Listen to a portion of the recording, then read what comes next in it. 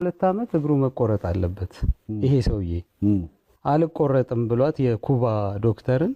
ወደ ሀገሬ ብቻ መልሽኝ ብሏት አዲስ አበባ መጣ ምናምን እኛ ተወለድን አስበው የዛሬ 42 ዓመት እግሩ ቢቆረጥ ኖሮ ሄኖክ ወንድሙ የለም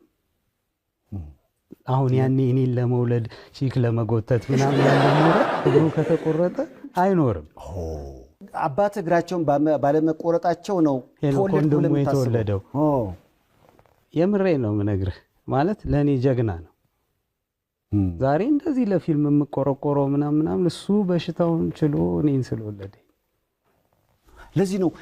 እችላለሁ ያልከው ማለት ዋው አደረኩት ያኔ እሱ ተሰቃይቶ አይደል እሱ በቆሰል ነው የተሰቃየው እኔ በሰው አይን ነው የተሰቃየሁት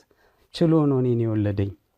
እንደፈለገው ባያሳድገኝም ግን አድጌ ዛሬ ስሙን አስጠርቻለሁ